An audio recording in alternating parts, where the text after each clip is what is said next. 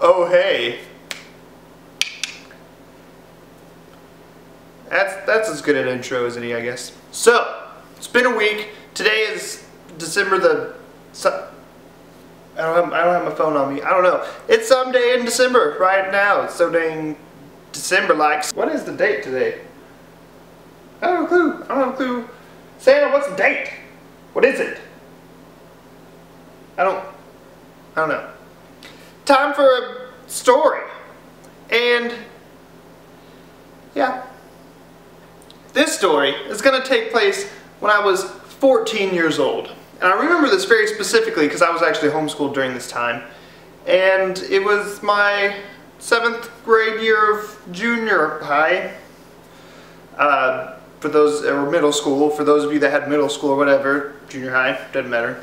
So, my mother used to do the slides at our church, at our church. She would go up there on Thursdays, and she would start putting in information on the slides, like the sermon notes or songs or just whatever it was, and me, this little Shipe poo, just running around. I found myself hanging out with the youth pastor a lot while I was up there. He's a cool guy, you know. We played pool, or just he would do youth pastory things that you would typically do on a Thursday. It's, you know, typical Thursday youth pastor stuff. And I would just be there, just kind of just around him, probably annoying him a lot and whatever. It didn't matter to me. Didn't matter, little Shipe poo, because I was 14 and could entertain myself just fine. Just fine. I can still entertain myself fine. That sounds weird. My youth pastor on Thursdays would go and run errands. We'd go to like Sam's, get like soda and chips and stuff for the youth room, and would go. You would go to different other kids' schools that, you know, the kids that weren't homeschooled, like I was this particular year of my life. We'd go to their schools and eat lunch with them, or even would I helped them referee a volleyball game. That was cool. I had no idea what I was doing, but I got to stand there and act like I did. And at 14 years old, that was pretty cool.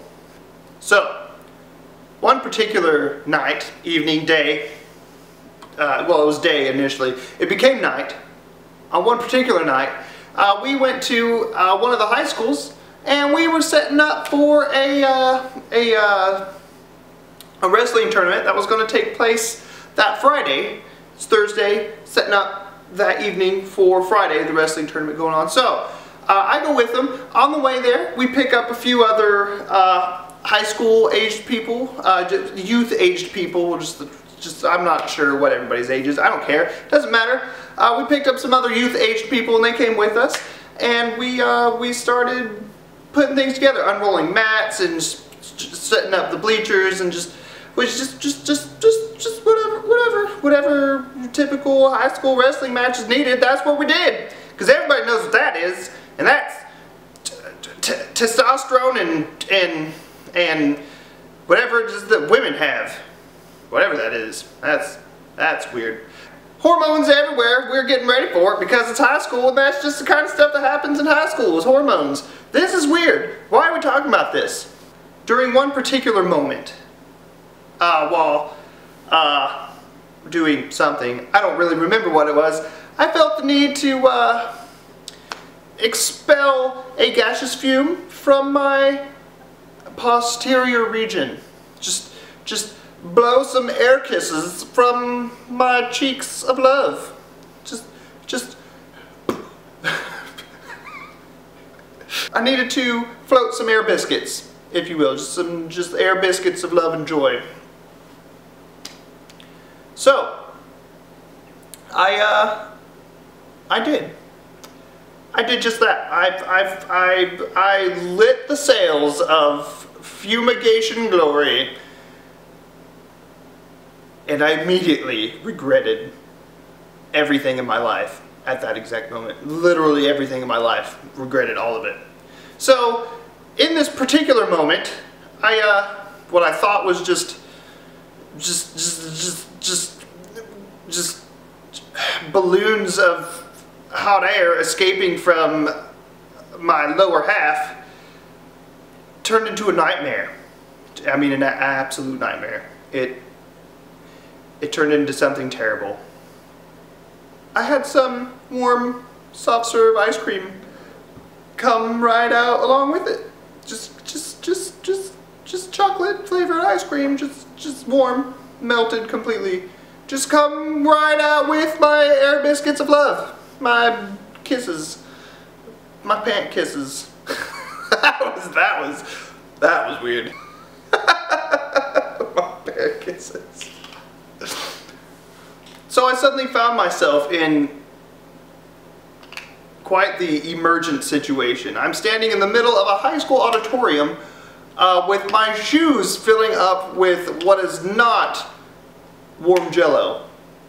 It was definitely not warm Jell-O. So I hightail it straight to the restroom, to the men's room, the boys' room, in the locker room area, and I lock myself in the furthermost stall, and I attempt to clean up aisle 3 because someone spilled the beans. I spilled the beans, and a cleanup was absolutely necessary on aisle 3. So without getting into all the nitty-gritty details, it was not possible to clean up this mess. It wasn't. The damage was done, and it was too late to apologize. Too late, too late. So I did the best that I could and lined the inside of my pants with toilet paper, hoping this would help the situation. After spending about 20 minutes trying to clean up the mess hall, I kind of slowly but surely made my way out of the bathroom and proceeded to look for my youth pastor because I needed to go home. I mean, there's no two ways about it. I needed to go home. It was absolutely necessary. Now, mind you, at this point, it's like 8 o'clock at night or later. And I'm just a young 14-year-old with my trousers full of just some liquid Hershey's Kisses in my pants. Just trousers just full of it. I look for my youth pastor, and he's nowhere to be found. He's gone. He's literally not there. The people that we came with, they were also gone, which is horrifying, to say the least. So I go outside. And as I make it outside, I see him in the church van driving away. I just see taillights off in the distance and just driving away. And there I was, little Shipers, having just taken a Shipers in my own pants, standing outside in the cold. It was very cold. It was very cold. And just standing in shame and sorrow. So I've got to find a way home. I start heading down the parking lot. Where this place was, it was probably about driving distance, like 15 minutes from my house. Walking distance, probably more, but it's not that far. Luckily, I knew someone who lived just maybe a mile or maybe 2 down the road. Wasn't that far at all. So I started making my way that direction.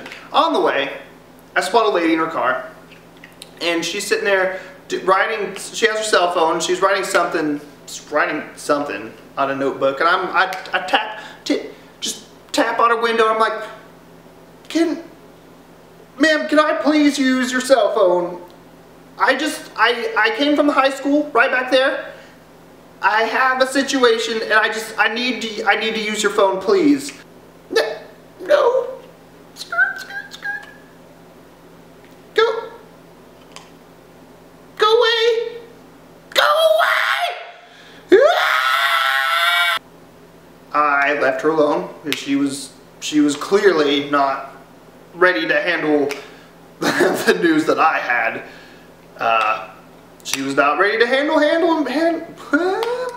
she was not ready to handle handing me her phone so that I could use it to call my mom.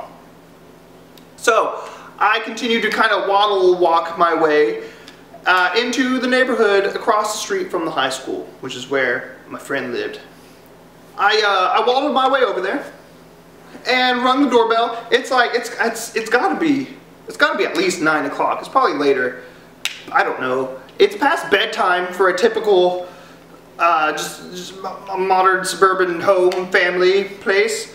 It's not the time that you expect 14-year-olds to show up at your house with poop-filled pants knocking on the door. It's definitely not that time of night. It's definitely later than that. Definitely. I don't know what time that normally is when you expect that kind of thing, but it was definitely later than that. I knocked on the door there, and my friend's mom answered, and she goes, "Tyler, what are you doing out here this late at night?" And I'm like, "Can I please use your cell phone?" And I'm sure I have no doubt in my mind that she, one, could tell that I was in distress, and two, it was not a secret, the scent that was coming forth from my person. We're getting very close here. This is my third video, and you're learning a lot about me right now, so just thank you for just like and subscribe. This is not what you expected. This is weird. She proceeded to call my mother for me and let her know that I was at her house, and I had to sit awkwardly. Now, if you've ever wanted an awkward moment, you should try pooping your pants and then going to a random person's house from your church and then sitting in their floor in the middle of the night waiting for like the 15 minutes for your mom to get there. Just try that. Just try it. Try it. Just see what it's like. I promise you, nothing about it is normal. Nothing about it is not awkward. So I encourage you to try that. So my mom gets there. I awkwardly say thanks. Thanks for taking this in, taking all of this in, all of this that was happening. Thank you for taking that in to your humble abode and dealing with me for that 15-ish minutes. And we left. I got in Mom's car and we drove away. And my mom immediately was just like, What did you do?" But Mom, it was an accident.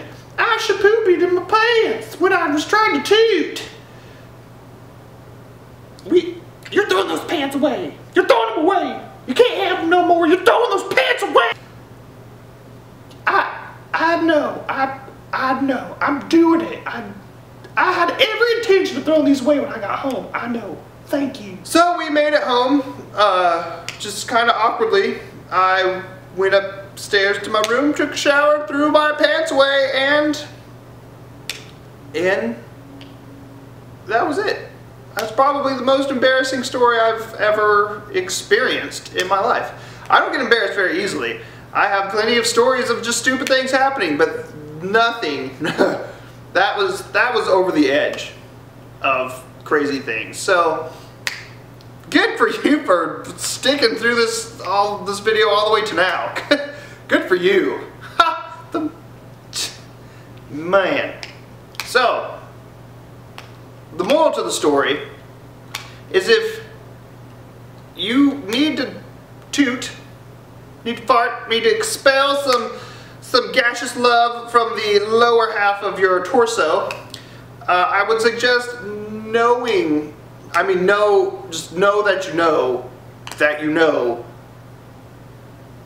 nothing bad can come of it. Just know that. If you have any shadow of a doubt, if your tummy was even rumbly 3 days ago and all of a sudden you got toots, just go to the bathroom. Just trust me, it will save you. It will save your life. I mean,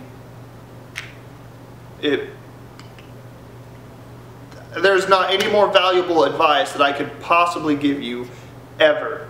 I mean, ever. Of all the things I've gone through and done and just everything, that is seriously the most valuable advice I could ever give you, is just go to the bathroom. Better safe than sorry. Turn around, don't drown. Duck and cover. That doesn't really apply here. So,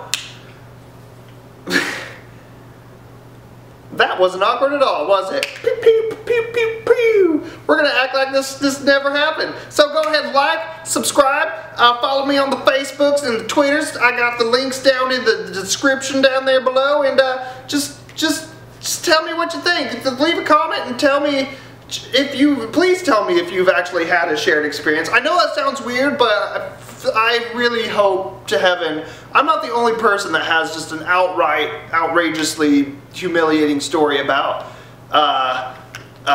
blowing wet kiss. I can't even say it. About having a nice liquidous toot in one's pants.